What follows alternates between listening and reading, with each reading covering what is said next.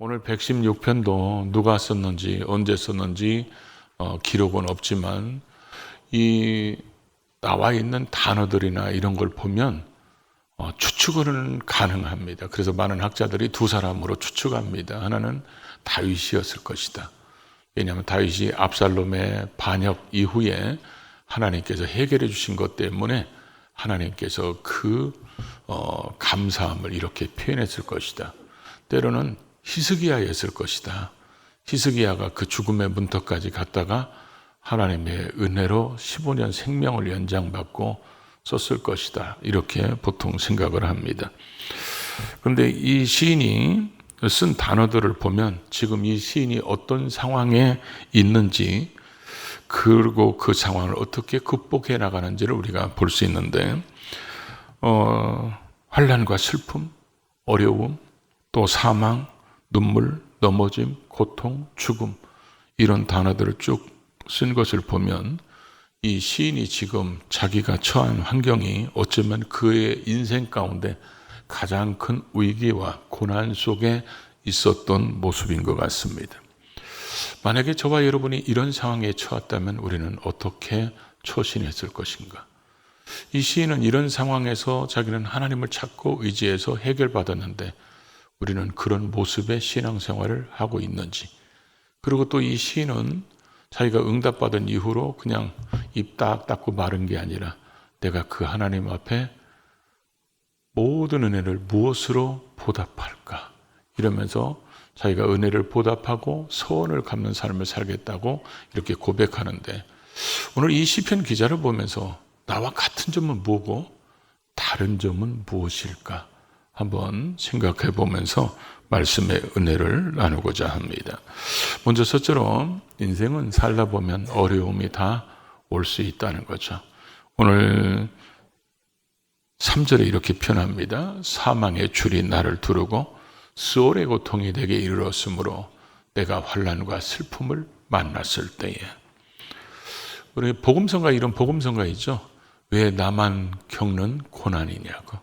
사람들은 어떤 어려움이나 고난이 오면 자기만 겪는 것처럼 착각합니다. 그리고 자기가 겪는 고난이 그 어떤 사람의 고난보다 크다고 생각합니다. 가끔 어르신들 만나서 얘기 들어보면 이런 얘기 하시는 분들이 계십니다. 특별히 여성분들 중에서 더 많죠. 저도 아주 가까이 온 분한테 많이 듣던 얘기입니다. 뭔 얘기냐면 내가 고생한 거 책으로 썼으면 몇 권은 썼다.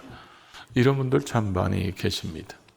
왜냐하면 자기 위주로 생각하다 보니까 자기 고난이 제일 크고 자기 아픔이 제일 크고 이렇게 생각하고, 남들은 드러나지 않은 고난을 우리가 드러나지 않았으면 잘 보지 못하기 때문에 그 사람들은 고난이 없을 것이라고 착각할 때가 참 많습니다. 그러나 성경에 있는 사람들을 보면 그 어떤 누구도 한 사람도 고난이 없었던 사람들은 거의 없었습니다. 아브라함도 그렇고 이삭도 야곱도 또 요셉도 모세도 신약 성경에 이방인에게 복음 전하라고 선택한 바울 사도가 가는 길마다 고난으로 시작해서 결국 순교당하는 그 순간까지 고난으로 끝나는 같은 모습을 보여주고 있죠. 뭐 욥은 또 더 말할 것도 없잖아요.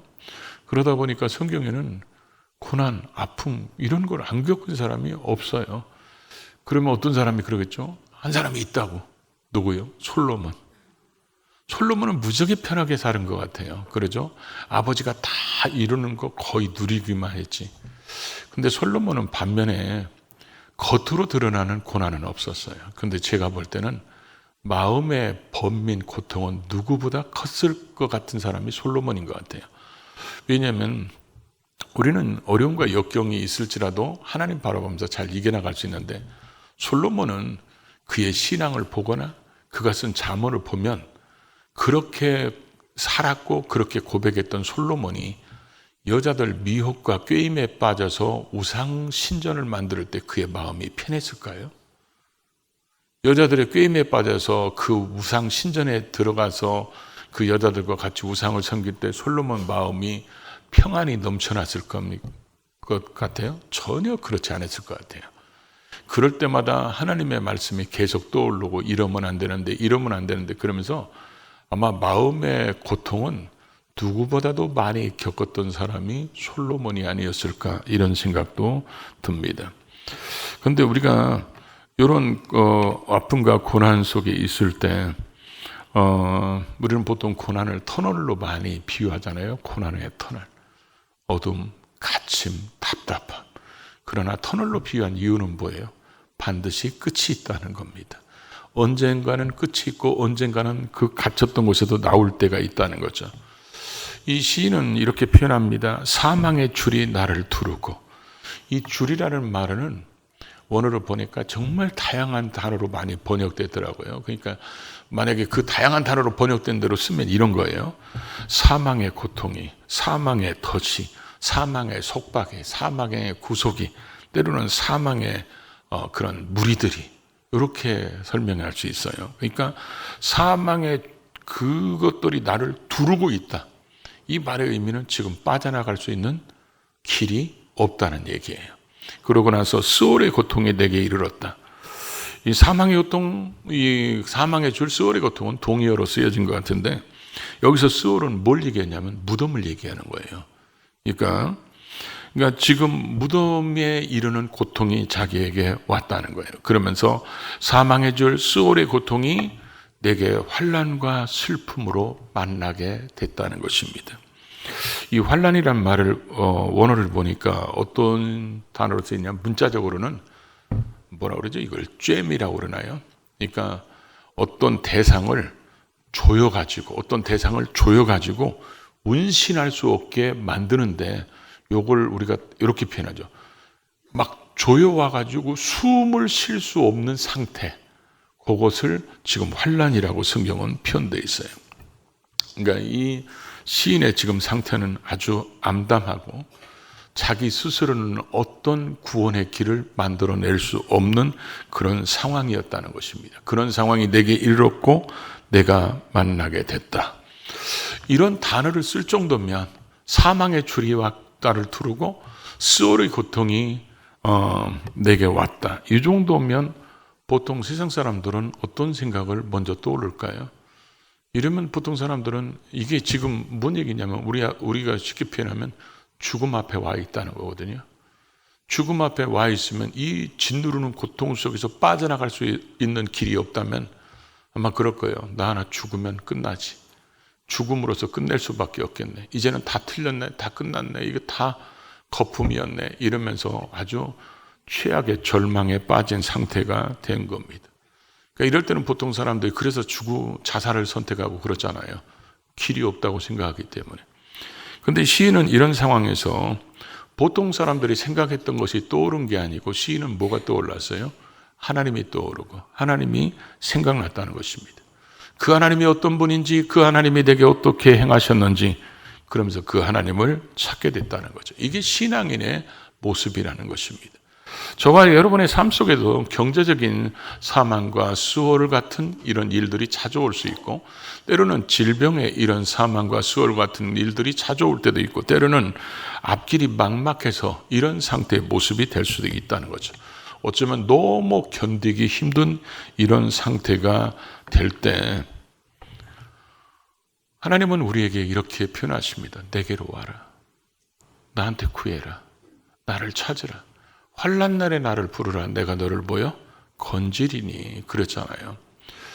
그래서 우리가 사람들은 살아가면서 고통 없는 세상에 살았으면 좋겠다. 길은 있습니다. 천국 가시면 됩니다. 그리고 무덤도 조용합니다.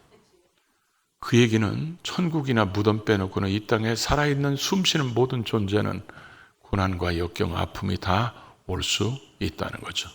그렇게 왔을 때 신앙과 비신앙의 차이점이 바로 뭐냐? 오늘 시인이 그걸 보여주는 거예요. 신앙이라는 자신은 그런 상황에서 한 게 뭐예요? 내가 아는 하나님은 누구인가? 하나님은 내게 어떤 하나님이었는가를 지금 얘기하고 있어요. 그래서 5절부터 7절을 보니까 그러죠.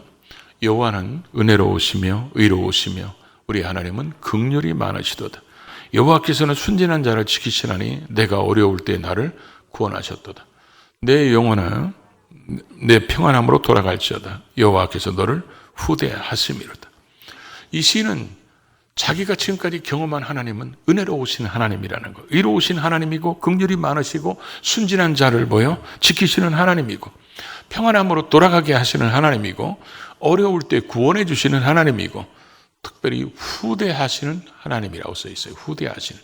이 후대라는 말은 여기서 문자적으로는 말이 뭐냐면 문제를 대신 해결하시고 그 사람 스스로가 해결할 수 없기 때문에 하나님이 대신 해결해 주시고 감당할 수 없는 어려움을 대신 져주시는 것을 후대라고 표현하는 거예요. 그러니까 하나님은 그런 하나님이었다는 거예요. 마치 십자가에서 우리의 모든 죄를 담당하신 것처럼 우리의 인생의 모든 문제를 후대하시는 하나님. 또 쭉 앞뒤를 읽어보면 기도를 들으시는 하나님, 귀를 기울이시는 하나님, 건지시는 하나님. 이 시인이 알고 있는 하나님은 이런 하나님이었다고 고백하고 있다는 거죠. 그러면 우리는 이렇게 물어볼 수 있죠. 그럼 당신이 알고 있는 하나님은 누구십니까? 당신이 알고 있는 하나님은 누구십니까? 시인은 자기는 이런 하나님을 알고 있고 이런 하나님을 만났다고 지금 고백하고 있는데 우리의 하나님은 어떤 분이십니까? 우리가 아는 하나님은 대부분 성경 속에만 있는 하나님을 주로 압니다. 그리고 성경에서 누구에게 어떻게 하셨고 어떤 일을 행하셨고 성경에 있는 하나님을 아는데 내가 인생의 위기를 만나면 이 하나님이 성경 밖으로 나오셔서 나의 하나님이 되시는 것을 경험하게 되고 남의 하나님이었던 그분이 내 하나님 되는 것을 경험하게 되고 그래서 그 하나님을 이제라도 찾을 수 있는 길은 어디서 오냐?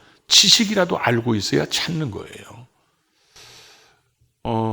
저는 어렸을 때부터 어머니한테 제일 많이 들었던 단어였을 것 같아요.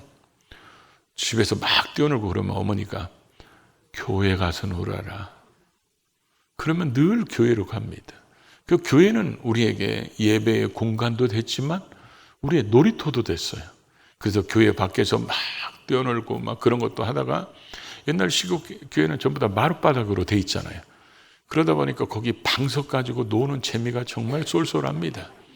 그래가지고 방석 갖고 막 띠띠빵빵하고 밀고 댕기고 막 방석 던지기 하고 막 그러면서 재밌게 노는 데가 목사님 맞다는 이제 돼지게 혼나죠.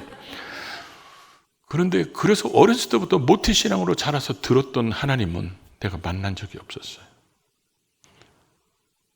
그분을 내가 경험한 적이 없었어요. 그러다가 제 인생에 위기가 왔을 때 죽음의 앞에 섰을 때 그렇게 들었던 하나님이 진짜 하나님이면 그렇게 내가 어렸을 때부터 다녔던 그 하나님이 진짜 살아계시다면 나를 만나달라고 하나님을 찾게 되고 그 하나님을 만났기 때문에 저는 오늘 목사가 된 거잖아요. 지식의 하나님이 처음의 하나님으로 바뀐 거예요. 그래서 여러분 지식의 하나님만 아는 것도 굉장히 복이에요.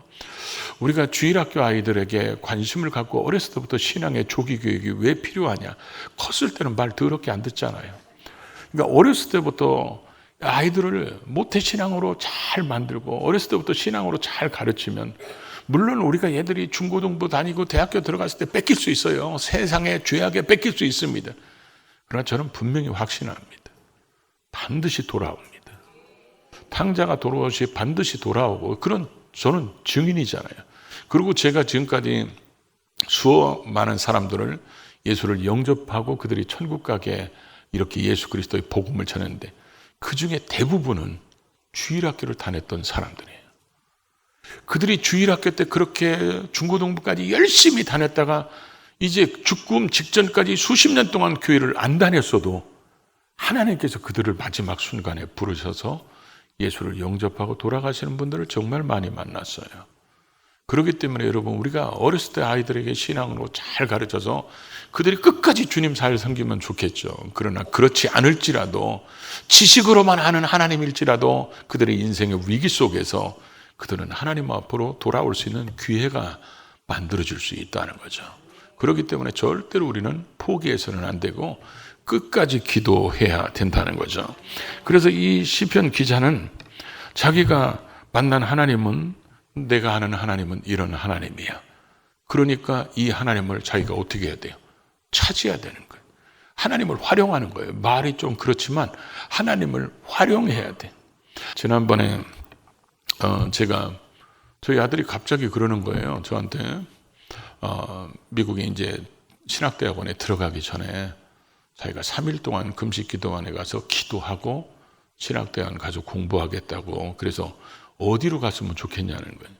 근데 얘가 갑자기 얘기하니까 그 얘가 간다고 할 때가 기도원의 피크야. 그럼 대부분 방이 없어. 그래가지고 너 그러면 오살리로 가라. 그래가지고 오살리 그 원장님한테 문자를 보냈어요.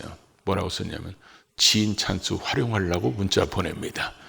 그래가지고 저희 아들이 이러니까 지금 방이 없는 거 알고 있지만 지인 찬스 활용해서 잘 방을 마련해 줬으면 좋겠습니다. 그랬더니 원장실로 보내라는 거예요. 그래갖고 걔가 원장실로 가니까 원장님이 맞이해주고 기도도 해주고.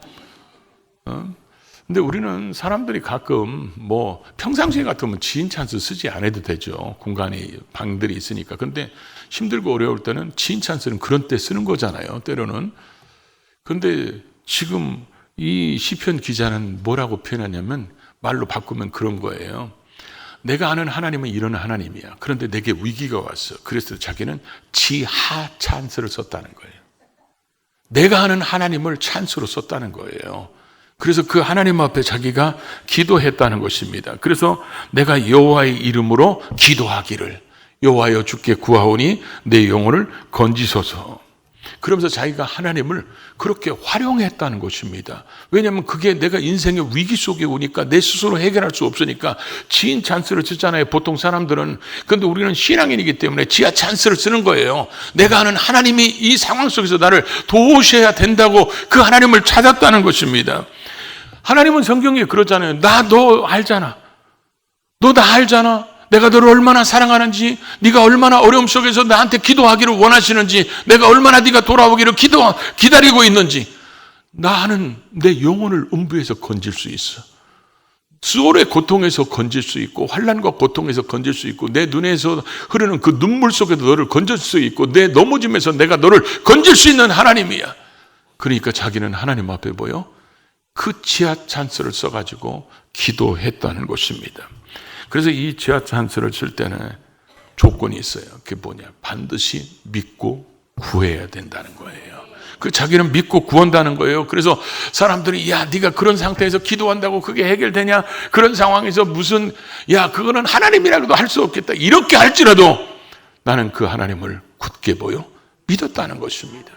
우리 찬양 그러잖아요. 나 믿노라, 나 믿노라. 보혈의 공로를. 그런 것처럼 나 믿노라, 나 믿노라. 내 기도에 응답하시는 하나님을, 사망에서 건지시고 환난에서 건지시고 문제 속에서 건지실 하나님을 내가 믿는다고 고백하고 구하면 반드시 하나님은 역사해 주십니다. 이 지하 찬스를 잘 안 쓰는 사람들을 실감나게 제가 예를 들어볼게요. 예배 나온 분들에게 특별히 예를 들어주는 거예요.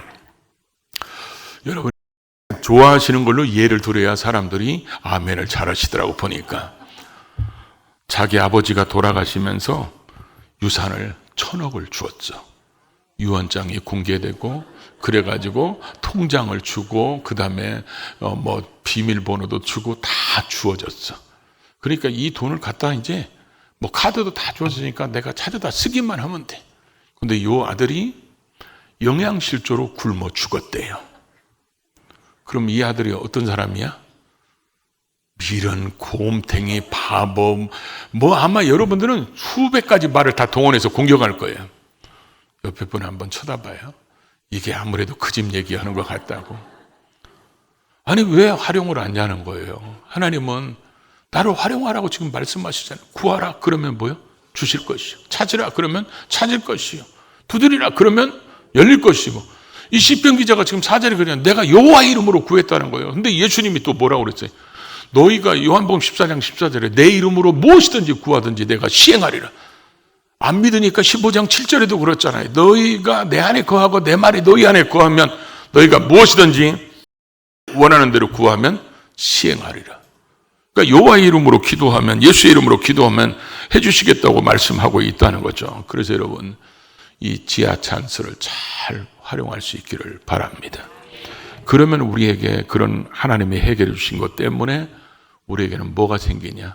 하나님의 보살핌의 그 은혜, 응답하심의 그 간증, 그게 생기는 거예요. 그래서 오늘 설교 제목대로 12절의 말씀처럼 내게 주신 모든 은혜를 내가 여호와께 무엇으로 보답할까? 지인 찬스를 잘 활용하면요. 제가 그 원장님한테 그래서 문자 보냈어요. 감사합니다. 밥 한번 사겠습니다. 근데 아직 못 샀죠. 근데 이 지하 찬스를 잘 활용하면 이 지금 시편 기자가 뭐라고 그러죠? 그 은혜를 하나님께 무엇으로 어떻게 보답할까? 이 말의 의미는 베푸신 은혜가 너무 크기 때문에 어떤 방법으로 또 어떤 것으로도 보답할 수는 없지만 내가 하나님 앞에 어떻게 이 은혜를 갚을까? 자기가 거룩한 고민이 생겼다는 거예요. 그래서 13절에 뭐라고 표현합니까? 내가 구원의 잔을 들고 여호와의 이름을 부르며, 이걸 다른 번역 성경에 보니까 이렇게 써놨더라고요. 내가 나를 구원하신 여호와의 이름을 찬송하리라. 나를 구원하신 하나님을 찬송하고 모든 사람 앞에서 나의 소원을 여호와께 갚으리로다. 뭔 소원을 했는지는 모르겠어요. 그러니까 급하니까 소원을 했겠죠. 근데 그걸 갚으겠다는 거예요. 여호와께 소원한 것을 갚으며 살겠다. 이걸 18절에도 가면 또 반복했어요. 그 얘기는 반드시 이행하겠다는 것을 의미하는데 1절에 보니까 뭐랬죠? 여호와께서 내 음성과 내 간구를 들으심으로 내가 그를 사랑하는도다. 근데 이 히브리어 성경에는 거꾸로 되어 있어요. 나는 사랑합니다. 왜냐하면 여호와께서 내 기도와 내 음성을 들으셨기 때문입니다. 그러면서 그의 귀를 내게 기울이셨으므로 내가 평생에 기도하리로다. 이 말의 의미를 보면서 저는 이런 생각이 들었어요. 만약에 이게 다윗이었으면 그는 늘 기도의 사람이에요. 이게 만약에 이 사람이 히스기야가 있으면 그도 기도의 사람이에요. 근데 만약에 그 두 사람이 아닌 다른 사람이었다면 어쩌면 우리가 흔히 하는 문제 해결엔 기도를 했는지도 몰라요. 이 문제만 해결되면 내가 하나님께 이렇게 살고 이렇게 드리겠습니다. 그런데 이 사람이 나중에 뭐요? 내가 평생에 기도하리라. 뭘로 바뀐 거예요? 친밀형 기도로 바뀌었어요. 기도 속에서 하나님 만나고 기도를 통해서 하나님과 소통하고 교제하고 그래서 하나님과 친밀하게 지내는 사람으로 바뀌어지겠다. 이렇게 지금 고백하고 있다는 거예요. 그래서 밑에를 보면 하나님께 감사제를 드리고 하나님께 소원한 것을 갖고 하나님께 기도하며, 근데 우리는 대부분 이렇게 기도해 놓고 응답해 주시면 하나님 앞에 뭐 하겠다고 이런 걸 다 까먹고 살잖아. 또 조용할 줄 알았어요. 해주시면 뭐든지 다 할 것 같고 해주시면 막 목숨 걸어서 충성할 것 같고 막 기도의 사람 같은데 시간이 지나면 어찌 그렇게 화장실 들어갈 때고 나올 때고 다른지 그런 모습이 참 많아요. 근데 시편 기자는 그렇게 하겠다고 지금 하고 그렇게 하기 때문에 이 시편을 썼겠죠. 우리는 과연 이렇게 하고 있는지. 때로는 하나님께서 여러분 고난 속에서 응답하신 그 하나님 앞에 찬양의 시를 쓰고 계십니까? 감사의 글을 쓰고 계십니까? 때로는 간증을 가지고 계십니까? 그러면서 내가 어떻게 이 은혜를 보답할까? 그러면서 여러분 소원한 것을 갖고 사는 신앙이십니까? 우리 하나님은 절대로 우리를 혼자 두지 않으십니다. 여러분은 어떤 일을 만나더라도 절대 혼자가 아닙니다. 예수님을 통해서 우리를 구원하신 하나님은 절대로 우리를 떠나지도 않고 버리지도 않고 외면하시지도 않습니다. 우리는 힘들고 어려운 일이 올 수 있습니다. 반드시 이럴 때 지인 찬스를 쓰는 것처럼 사람을 의지하지 말고 우리는 지하 찬스를 써서 하나님 앞에 기도함으로 우리도 이런 간증이 풍성한 우리 모두가 될 수 있기를 주의 이름으로 축복합니다.